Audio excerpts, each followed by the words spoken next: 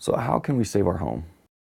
If you're looking at saving your home, what we do is go ahead and work with your lender to take a discounted payoff, or in today's terminology, which is considered a short sale on it.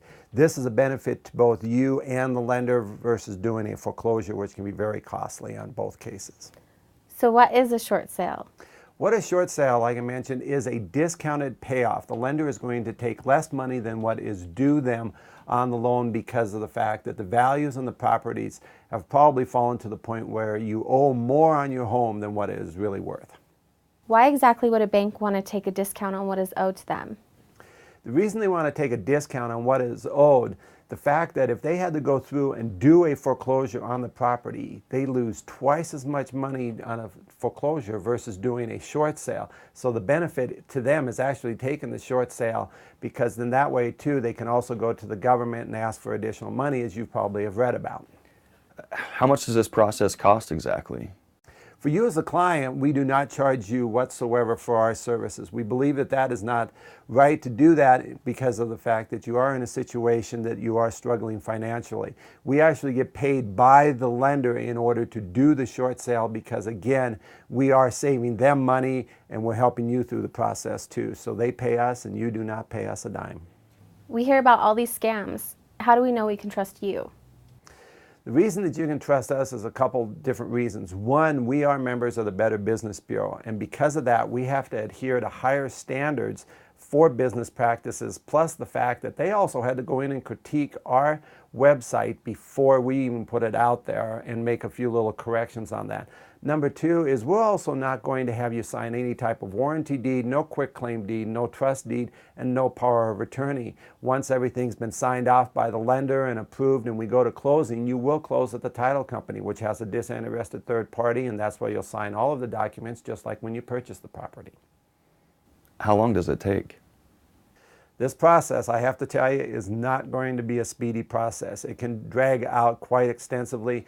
I normally like to tell clients it could be anywhere between 30 to 180 days to do this because the lenders are so inundated with files right now. In fact, the last numbers that we've seen and heard, each loss mitigator at the lenders are working on 700 files apiece. So each day when they come in, they just start at the top and go, do I have a foreclosure coming up on this property?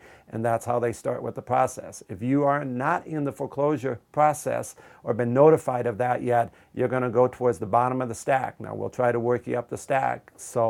But it's a long drawn out process. This is not going to be a fast process. What exactly is the difference between a short sale and a foreclosure? The difference between a short sale and a foreclosure is twofold here. On a foreclosure situation for the lender, if they go in, foreclose on the property, the process is going to take them anywhere from 90 to at least 120 days before they get to the foreclosure sale. Then once they have the property back, then they have to worry about selling it. They have to worry about paying the realtor's fees. They have to worry about paying for any repairs that may need to be on the property. By that time, they actually end up losing twice as much as if they would do a short sale on the property. Detriments to you as the client, if the lender goes in and forecloses on the property, it can affect you being able to finance any real estate for probably a minimum of 7 years. It will hit your credit scores to a minimum of 250 points from what we have seen, and the lender could also come after you for a deficiency judgment, which can go ahead and be reported out there and can affect you for up to 10 years.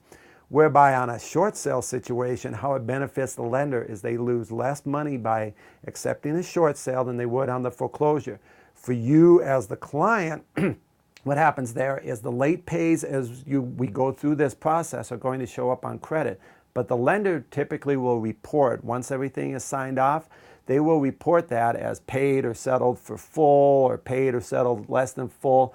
And based upon FHA guidelines, with that type of reporting, if you have a good pay history, whether it's rent or mortgage over a 12 to 24 month period of time, you would be able to get financing on real estate again. So you can be able to buy property a lot sooner again. What experience do you have? Well, we have been around doing this for a little over 8 years. Combined experience is almost 19 years on this. So we've got a great reputation with the lenders, and they like seeing our files. We bumped our heads against the wall when we first started, like everybody does, but we have finally figured out what the lenders want to see. That's the type of package. In fact, we'll even get lenders calling us. And give you an example, we had a builder bring us in a bunch of loans, and we started going through the process, and we got like 5 or 6 of them approved. And then all of a sudden, out of the blue one day, a lender calls us and asks Jessica, who works with all the loss mitigators, hey, are you guys working on this property?